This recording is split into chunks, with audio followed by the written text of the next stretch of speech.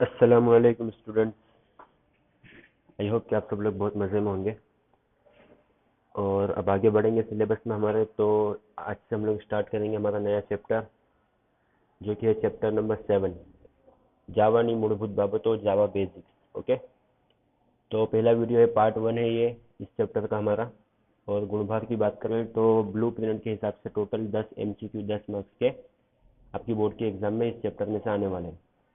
Okay, तो video start करने से पहले आप लोगों को बताना चाहूँगा कि जिन लोगों ने अभी तक चैनल सब्सक्राइब नहीं किया है, चैनल सब्सक्राइब कीजिए, वीडियो को लाइक कीजिए, वीडियो अच्छा लगे तो कमेंट भी कीजिए, और कोई डाउट्स हो तो आप मुझसे कांटेक्ट भी कर सकते हो। ओके, अब आगे बढ़ेंगे तो स्टार्ट करेंगे चैप्टर हमारा। तो स्टार्टिंग में फर्स्ट टॉपिक है हमारा जावा नो परिचय। जावा का जो इंट्रोडक्शन है इंट्रोडक्शन टू जावा। तो जावा जो है, जावा एक ऑब्जेक्ट आधारित प्रोग्रामिंग भाषा है। हमने पिछले चैप्टर्स में देखा था, प्रोग्रामिंग लैंग्वेज जो होती है उसको दो पार्ट में डिवाइड किया होता है। एक सबसे पहले जो आई थी वो थी प्रक्रियागत प्रोग्रामिंग, जिसको इंग्लिश में कहेंगे प्रोसीजरल प्रोग्रामिंग लैंग्वेज। ओके, और उसके बाद जो आई प्रोग्रामिंग लैंग्वेज दूसरे टाइप की, तो वो है object oriented programming language, object आधारित प्रोग्रामिंग भाषा। अब ऑब्जेक्ट ओरिएंटेड प्रोग्रामिंग भाषा के हमने जो एग्जांपल्स देखे थे C, C plus plus, Java, okay, VB.NET, ASP.NET, PHP। Okay, तो हमारे सिलेबस में उन सारे एग्जांपल्स में से जावा के बारे में हमको सीखना है। ओके, स्टार्टिंग से लेके एंड तक अब जो भी सिलेबस बाकी है हमारा, उसमें हम जावा के बारे में पढ़ेंगे। और लास्ट के 2 चैप्टर्स जो है, 2, वो थियोरिकल है, वो अलग टॉपिक है।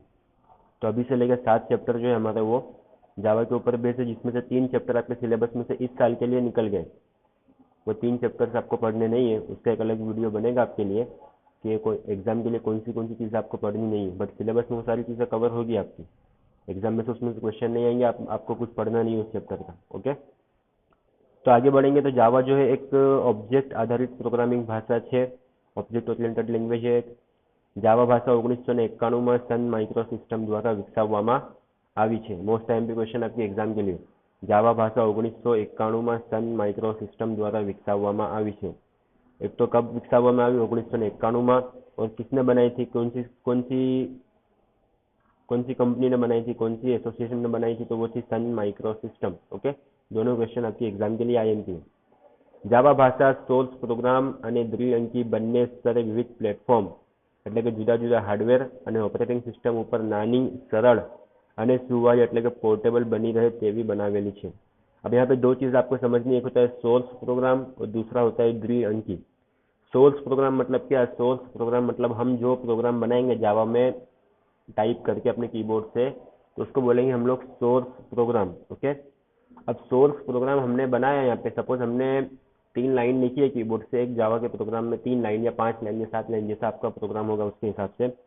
अब कंप्यूटर को सीधी सीधी वो 5 लाइन समझ में नहीं आने वाली। कंप्यूटर क्या करता है, कंप्यूटर आपने जो प्रोग्राम लिखा है उसको वो खुद समझ सके उस लैंग्वेज में उसको कन्वर्ट करता है।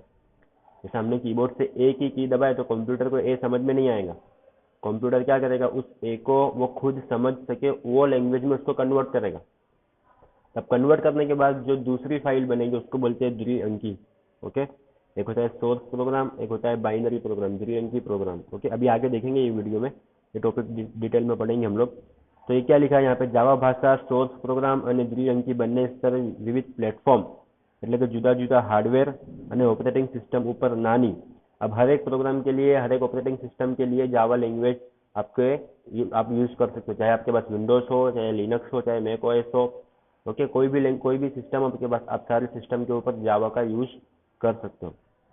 જાવાને સામાન્ય ઉદ્દેશવાળી પ્રોગ્રામિંગ ભાષા એટલે કે GPPL, general purpose programming language પણ ગણવામાં આવે છે। ये फुल फॉर्म भी आपकी एग्जाम के लिए IMP, GPPL, general purpose programming language, ये नाम से भी उसको पहचानी जाती है। જાવા વિવિધ પ્રકારના ક્લાસની લાઇબ્રેરી ધરાવે છે, જે મૂળભૂત ડેટા પ્રકાર એટલે કે ડેટા टाइप्स, जो हम प्रोग्राम में डेटा यूज करेंगे कौन सी टाइप्स का होगा वो उसके बाद सिस्टम निवेश मतलब इनपुट, जो हम कीबोर्ड से माउस से जो इनपुट देते हैं वो, અને નિર્ગમ એટલે કે आउटपुट, जो हमने इनपुट दिया उस पर प्रोसेसिंग होकर कुछ आउटपुट हमको मिला है, तो वो आउटपुट उपयोगी क्षमता તેમજ યુટિલિટી કાર્યો માટેની સગવડ પૂરી પાડે છે। क्या लिखा है यहाँ पे, अब जावा के अंदर क्या है, चाहे डेटा टाइप्स हो, चाहे इनपुट हो, चाहे आउटपुट हो, वो सारी की सारी चीज़ें समझने के लिए कुछ फंक्शन है, कुछ फैसिलिटीज है जावा के अंदर अपने अंदर। तब वो जो फैसिलिटी जो क्लास बनी है, वो सारी क्लास जो सिस्टम ने खुद बनाई है, उन क्लास को क्या कहेंगे हम लोग, जावा डेवलपमेंट किट।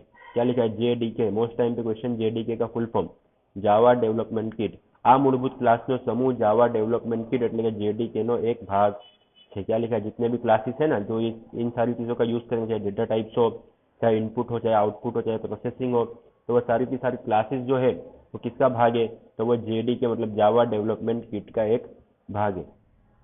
જેડીકેમાં નેટવર્કિંગ માટેના તથા સામાન્ય ઇન્ટરનેટ પ્રોટોકોલના અને વપરાશકર્તાના હેતુ એટલે કે यूजर इंटरफेस टूल किटના कार्यों માટેના अनेक क्लास હોય છે। अलग अलग तरह के बहुत सारे क्लासेस होंगे, वो नेटवर्किंग के लिए भी हो सकते हैं, इंटरनेट प्रोटोकॉल भी हो सकते हैं, यूजर इंटरफेस के लिए भी हो सकते हैं। तो वो जेडीके में ये सारी चीज़ें आ जाएगी।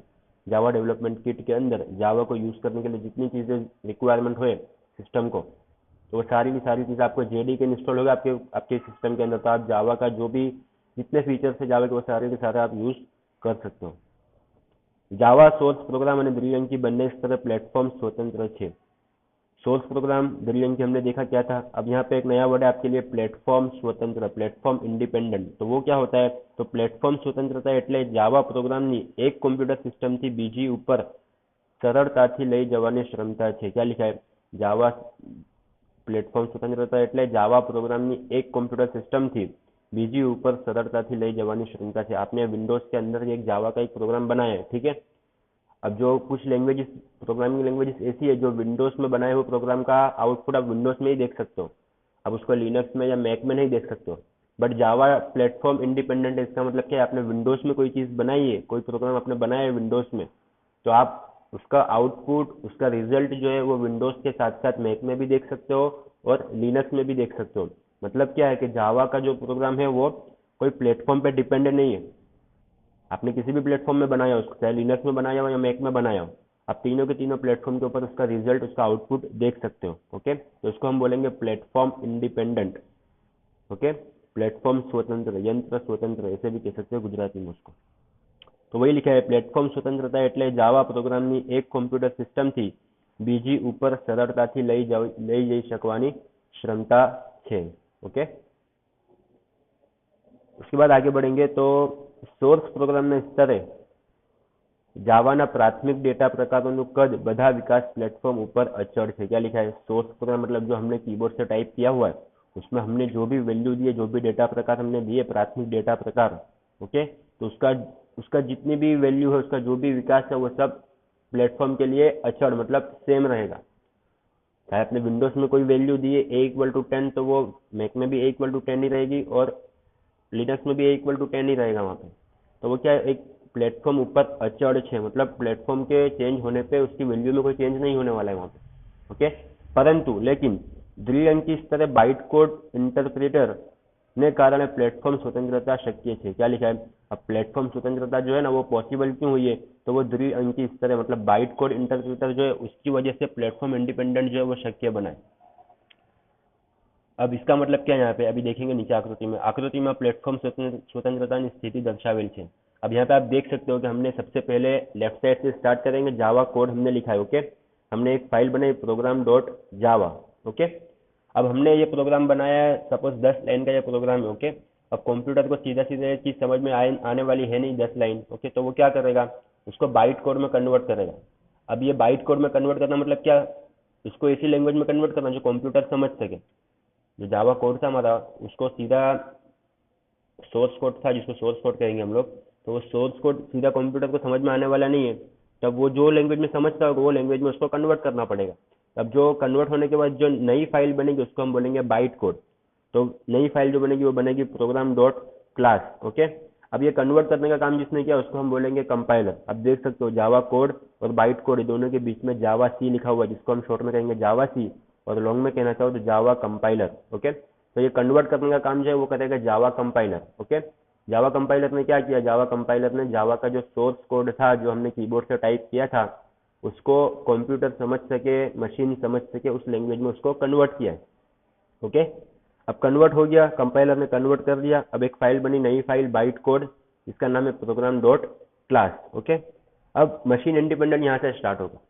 यहाँ तक के लिए सबके लिए सेम। ओके, अब मशीन इंडिपेंडेंट क्या होगा, अब बाइट कोड मिल गया उसको, कंप्यूटर समझ सके वो फाइल, उसको कंप्यूटर को फाइल समझ में आ गई, अब उसको क्या करना है, उस फाइल पे प्रोसेसिंग करके आउटपुट डिस्प्ले करवाना है। तो वो आउटपुट डिस्प्ले करने के लिए अब फाइल को उसको क्या करना पड़ेगा, समझना पड़ेगा। ओके, अब फाइल समझने का जो काम है वो जेवीएम करेगा। अब जेवीएम जो होता है Java virtual machine, Java virtual machine वो हर एक सिस्टम के लिए अलग अलग होगा। विंडोज के लिए भी अलग होगा, आप देख सकते हो। उसके बाद लिनक्स के लिए अलग होगा, सोलारिस के लिए अलग होगा और मैक के लिए भी अलग होगा।